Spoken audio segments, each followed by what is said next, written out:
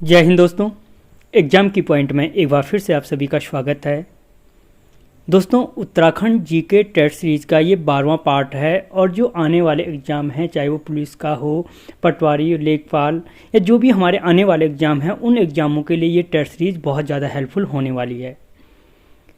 दोस्तों, अगर आप चैनल पर नए हो, आपने अभी तक चैनल को सब्सक्राइब नहीं किया तो प्लीज़ सब्सक्राइब कीजिए और वीडियो अच्छा लगे तो लाइक और शेयर जरूर करना। तो देखते हैं दोस्तों, आज का जो पहला क्वेश्चन है, कुमाऊं गजेटियर में बागेश्वर को कहा गया है। तो दोस्तों, जो कुमाऊं गजेटियर है उसमें बागेश्वर को क्या कहा गया है, तो याद रखना क्या कहा गया है, ईश्वर का वचन। या अगर क्वेश्चन पूछा जाता है कि ईश्वर का वचन बागेश्वर को किस में कहा गया है, तो याद रखना कुमाऊं गजेटियर में कहा गया है। जबकि अगर हम देखें उत्तर का वाराणसी हो, व्याघ्रेश्वर हो या अग्नि तीर्थ हो, ये तीनों के तीनों नाम भी किसके हैं, बागेश्वर के नाम हैं। ठीक है, ये तीनों के तीनों नाम भी किसके हैं, बागेश्वर के हैं। लेकिन जो कुमाऊं गजेटियर में है वो क्या कहा गया है, ईश्वर का वचन कहा गया है। ठीक है, अगला क्वेश्चन, बग्वाल मेला कब लगता है। तो दोस्तों, जो बग्वाल मेला है वो बग्वाल मेला कब लगता है, रक्षाबंधन के समय लगता है। और कहाँ पे लगता है, अगर क्वेश्चन ये बनता है तो देवीधुरा मंदिर में लगता है। कहाँ पे लगता है, देवीधुरा मंदिर में। और जो देवीधुरा मंदिर स्थित है वो कहाँ पे है, चंपावत जनपद के अंतर्गत पड़ता है। ठीक है, और अगर क्वेश्चन पूछा जाता है कि पाषाण युद्ध के लिए यानी पत्थरों के युद्ध के लिए प्रसिद्ध मेला है, तो पाषाण युद्ध के लिए प्रसिद्ध मेला कौन सा है, वो भी बग्वाल मेला है। कौन सा है, बग्वाल मेला। इसी को क्या कहा जाता है, देवीधुरा मंदिर में लगता है, देवीधुरा मेला के नाम से भी जाना जाता है। ठीक है, और यहाँ पे जो पाषाण युद्ध है उसे 2013 में बंद कर दिया गया है और 2013 से यहाँ पे क्या होता है, फूलों की होली या फूलों की वर्षा की जाती है। ठीक है, यानी जो युद्ध होता है वो फूलों का होता है। अगला क्वेश्चन, हरिद्वार को कायोपिल हो रखा है, हरिद्वार को कायोपिल किसने कहा था। पहली चीज दोस्तों की जो हरिद्वार है कायोपिल कहा जाता है, किसको कहा जाता है, हरिद्वार जनपद को कहा जाता है या हरिद्वार को कहा जाता है कायोपिल। तो क्वेश्चन ये पूछा गया है कि हरिद्वार को कायोपिल कहा किसने था। ठीक है, तो दोस्तों जो हरिद्वार को कायोपिल कहा था वो किसने कहा था, सरुद्दीन ने कहा था हरिद्वार को कायोपिल। और जो ये सरुद्दीन था वो क्या था, तैमूर लंग का इतिहासकार था। किसका था, अगर क्वेश्चन बनता है कि सरुद्दीन कौन था तो याद रखना कौन था, तैमूर लंग का इतिहासकार था सरुद्दीन, जिसने हरिद्वार को क्या कहा था, कायोपिल के नाम से पुकारा था। जबकि अगर हम बात करें वेनसोंग की, तो वेनसोंग ने जो हरिद्वार था, हरिद्वार को क्या कहा था, मोयूलो कहा था या मयूरपुर के नाम से पुकारा था। और इसका जो क्षेत्रफल था कितना बताया था, 20 लीटर बताया था। जबकि अगर हम टॉम कॉरियट की बात करें तो टॉम कॉरियट ने हरिद्वार को क्या कहा था, शिव की राजधानी या शिव के ससुर दक्ष प्रजापति की राजधानी कहा था। जो कहाँ पे है, दक्ष प्रजापति का मंदिर कनखल हरिद्वार में स्थित है। ठीक है, अगला क्वेश्चन, पायलट बाबा आश्रम कहाँ स्थित है। जो पायलट बाबा आश्रम है वो कहाँ पर स्थित है, तो दोस्तों याद रखना जो पायलट बाबा आश्रम है वो आपके उत्तरकाशी जनपद के अंतर्गत स्थित है। कहाँ पे है, उत्तरकाशी जनपद में स्थित है। ठीक है, और यहीं पर अगर पायलट बाबा के साथ याद रखना, अगर पूछा जाता है कि जो कपिल मुनि आश्रम है, कपिल मुनि आश्रम कहाँ पे स्थित है, तो दोस्तों याद रखना जो कपिल मुनि आश्रम है वो भी आपके उत्तरकाशी में जनपद में पड़ता है। चाहे वो पायलट बाबा आश्रम हो या कपिल मुनि आश्रम हो, दोनों के दोनों आश्रम कहाँ पे हैं, उत्तरकाशी जनपद में स्थित हैं। और जो उत्तरकाशी है इसका प्राचीन नाम क्या है, सौम्यकाशी, बाड़ाहाट, ठीक है, आदि नामों से पुकारा जाता है। अगला क्वेश्चन, किस चंद शासक के समय पंचायत प्रणाली शुरू हुई थी। पहली चीज की जो पंचायत राज प्रणाली है, पंचायत राज प्रणाली की शुरुआत किसने की थी, चंद वंश ने की थी। ठीक है, लेकिन किस चंद शासक ने, या क्वेश्चन ये है कि किस चंद शासक ने पंचायत राज प्रणाली की शुरुआत की थी। तो दोस्तों जो पंचायत राज प्रणाली की शुरुआत की थी वो बालो कल्याण चंद ने की थी। किसने की थी, बालो कल्याण चंद ने पंचायत राज प्रणाली की शुरुआत की थी। ठीक है, और जो ये बालो कल्याण चंद था, अगर आपने चंदवंश पढ़ा है तो आपको पता है कि जो ये बालो कल्याण चंद था किसका पुत्र था, भीष्मचंद का पुत्र था। लेकिन भीष्मचंद का भी ये अपना पुत्र नहीं था, भीष्मचंद ने इसको क्या किया था, गोद लिया था। ठीक है, भीष्मचंद ने इसको क्या किया था, गोद लिया था। ठीक है, और अगर कभी क्वेश्चन पूछा जाए कि बालो कल्याण चंद का जो ताम्रपत्र है किस स्थान से प्राप्त हुआ है, ठीक है, तो याद रखना जो कल्पानी गार्ड है, कल्पानी गार्ड से क्या हुआ था, जो कल्पानी गार्ड है पिथौरागढ़, वहाँ से क्या हुआ था, बालो कल्याण चंद का ताम्रपत्र प्राप्त हुआ है। और अगर आपने इसका इतिहास पढ़ा है तो आपको पता है कि ये एक ऐसा आदमी था कि जो हमेशा रोता रहा पिथौरागढ़ सौर क्षेत्र के लिए, ठीक है, और उसी के गम में मर गया था। अगला क्वेश्चन, भारतीय सैन्य अकादमी की डिजाइन किसने, जो भारतीय सैन्य अकादमी है IMA का जो डिजाइन था किसने तैयार किया था? तो दोस्तों याद रखना जो भारतीय सैन्य अकादमी है उसका जो डिजाइन था RT रसेल, कहाँ पे, अच्छा RT रसेल ने तैयार किया था। किसने किया था? RT रसेल ने क्या किया था, भारतीय सैन्य अकादमी का डिजाइन तैयार किया था, ठीक है। और अगर पूछा जाए कि जो भारतीय सैन्य अकादमी है उसकी स्थापना कब की गई थी, तो याद रखना 10 दिसंबर 1932 को क्या थी, भारतीय सैन्य अकादमी की स्थापना की गई थी, ठीक है। और अगर पूछा जाए कि भारतीय सैन्य अकादमी की स्थापना किसने की थी, तो याद रखना जो सर फिलिप चैडवुड ने की थी। किसने की थी? सर फिलिप चैडवुड बर्ड ने की थी, ठीक है। चैडवुड बर्ड ने क्या की थी, भारतीय सैन्य अकादमी की स्थापना की थी।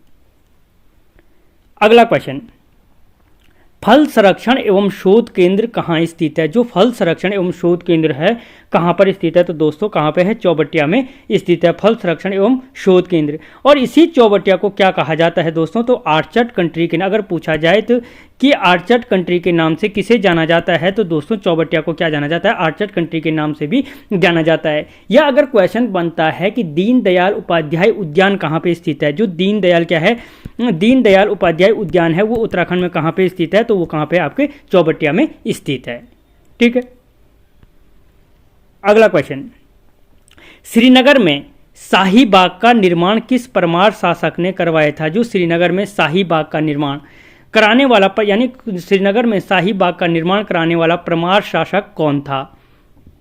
तो दोस्तों श्रीनगर में शाही बाग का निर्माण किसने कराया था? श्याम शाह ने श्रीनगर में शाही बाग का निर्माण कराया था। और अगर कभी क्वेश्चन पूछा जाए कि किस परमार शासक का वर्णन जहांगीरनामा से प्राप्त होता है, तो श्याम शाह का वर्णन क्या होता है? जहांगीरनामा से प्राप्त होता है। या अगर क्वेश्चन पूछा जाता है कि किस परमार शासक के समय, मुख्य इंपॉर्टेंट क्वेश्चन है ये, कि किस परमार शासक के समय सती प्रथा का वर्णन मिलता है, तो दोस्तों याद रखना श्याम शाह के टाइम पीरियड में क्या मिलता है? सती प्रथा का वर्णन मिलता है, ठीक है।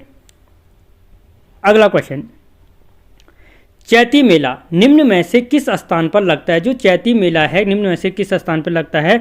तो दोस्तों याद रखना जो चैती मेला है काशीपुर में लगता है, ठीक है। कहाँ पे लगता है? काशीपुर उधम सिंह नगर में चैती मेला लगता है, ठीक है। और किस मंदिर में लगता है? तो देवी बालासुंदरी के मंदिर में लगता है, ठीक है। देवी बालासुंदरी के मंदिर में लगता है, जो चंद वंश की कुल देवी थी। और कब लगता है? तो चैत माह की चतुर्दशी को। देखो चैती मेला चैत माह की चतुर्दशी को चंद राजाओं की कुल देवी थी। और कहां पे लगता है? काशीपुर उधम सिंह नगर में लगता है। अगला question, hill side safety committee का गठन कब किया गया?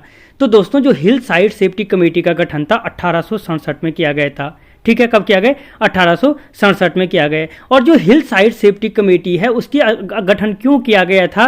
तो याद रखना जो नैनीताल में भूस्खलन के कारणों का पता लगाने के लिए, ठीक है। कहाँ पे? नैनीताल जनपद के अंतर्गत जो भूस्खलन हुआ था उस भूस्खलन के कारणों का पता लगाने के लिए क्या किया गया था? हिल साइड सेफ्टी कमेटी का गठन 1867 में, ठीक है।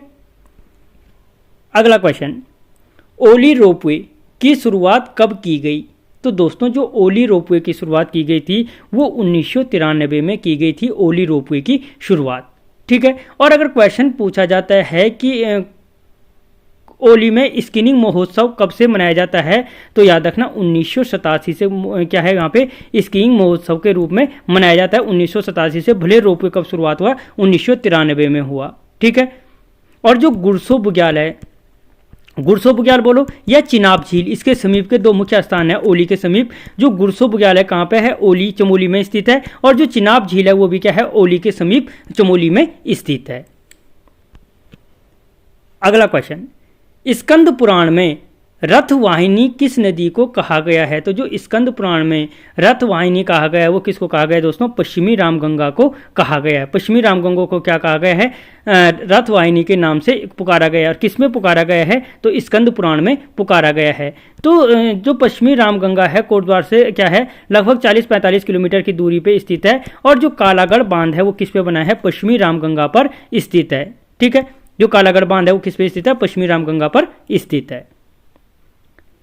अगला क्वेश्चन, चौखम दून किस जनपद में स्थित है? जो चौखम दून है वो किस जनपद में स्थित है? तो दोस्तों जो चौखम दून है वो कहाँ पे है?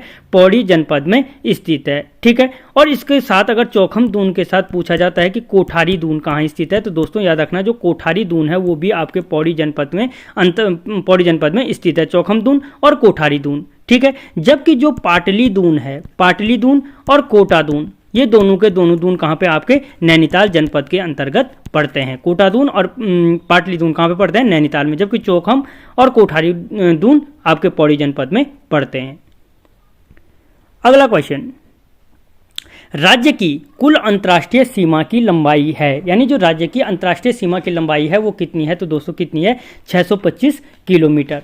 ठीक है, और इसमें से जो 625 किलोमीटर है, इसमें से जो नेपाल के साथ राज्य की क्या है अंतर्राष्ट्रीय सीमा की लंबाई है वो 275 किलोमीटर है। कितनी है? 275 किलोमीटर। जबकि चीन या भूटान के साथ जो लंबाई है वो कितनी है? 350 किलोमीटर, और दोनों को जोड़ दो तो 625 किलोमीटर ही होगा। ठीक है,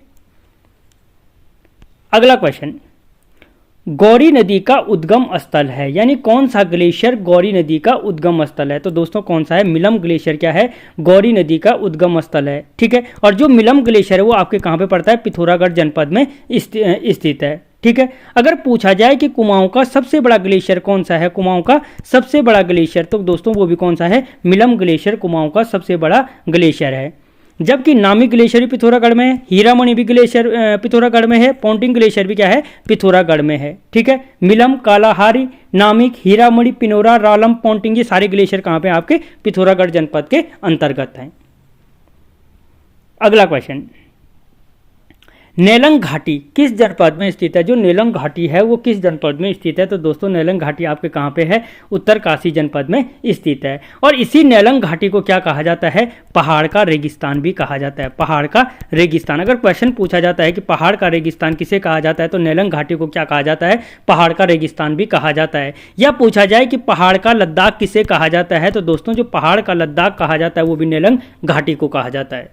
ठीक है, अगला क्वेश्चन, महाभारत में त्रिपद शब्द का प्रयोग किसके लिए किया गया है? जो महाभारत में त्रिपद शब्द प्रयोग किया गया है वो किसके लिए किया गया है? तो दोस्तों याद रखना जो महाभारत में त्रिपद शब्द का प्रयोग किया गया है गंगा के लिए किया गया है। किसके लिए किया गया है? गंगा के लिए त्रिपद शब्द का प्रयोग किया गया है। किसमें? महाभारत में। ठीक है, और दोस्तों जो गंगा नदी है मुख्य रूप से हमारे उत्तराखंड में, और क्या है, इसको राष्ट्रीय नदी घोषित किया गया 2008 में।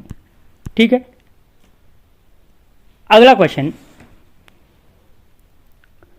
निम्नलिखित में से नृत्य गीत है, जो निम्नलिखित में से क्या है? जो नृत्य गीत है, नृत्य गीत कौन सा है? तो दोस्तों जो इनमें से नृत्य गीत नहीं है यार, जो इनमें से नृत्य गीत नहीं है वो कौन सा है? शोगना। शोगना क्या है? इनमें से नृत्य गीत नहीं है। ठीक है, क्योंकि दोस्तों जो थड़िया है, बैर है और झोड़ा है, ये तीनों के तीनों क्या हैं? नृत्य गीत हैं। ठीक है, जबकि जो सोगना है, सोगना क्या है? एक संस्कार गीत है। सोगना क्या है? एक संस्कार गीत है। और कुमाऊं में इसे सोगना कहा जाता है, और गढ़वाल क्षेत्र में इसे ही मांगल गीत के नाम से बोला जाता है। मांगल गीत कहा जाता है, जो हल्दी हाथ के टाइम पे शादियों में गाया जाता है। ठीक है, अगला क्वेश्चन, चंडी प्रसाद भट्ट को रैमन मैग्सेसे पुरस्कार कब दिया गया? यानी जो चंडी प्रसाद पर्यावरणविद जो चंडी प्रसाद भट्ट हैं उन्हें रैमन मैग्सेसे पुरस्कार से कब सम्मानित किया गया? तो दोस्तों 1982 में चंडी प्रसाद भट्ट को क्या था? रैमन मैग्सेसे पुरस्कार से सम्मानित किया गया। और अगर कभी पूछा जाए कि स्वराज संघ की स्थापना किसने की थी, तो दोस्तों जो स्वराज संघ है उस स्वराज संघ की स्थापना भी चंडी प्रसाद भट्ट ने की थी। ठीक है, और कब की थी? तो 1964 में क्या की थी? स्वराज संघ की स्थापना की थी चंडी प्रसाद भट्ट जी ने।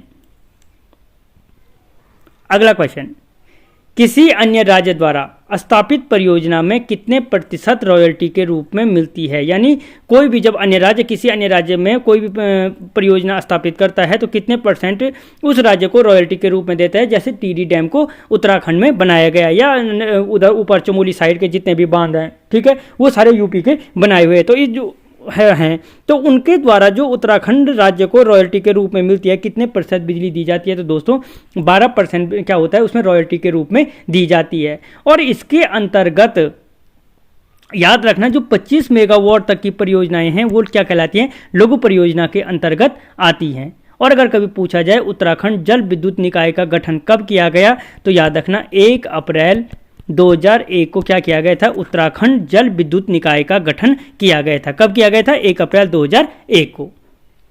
तो दोस्तों आपको क्वेश्चन कैसे लगे मुझे कमेंट बॉक्स में जरूर बताना। मिलता हूं अगले वीडियो में, तब तक जय हिंद।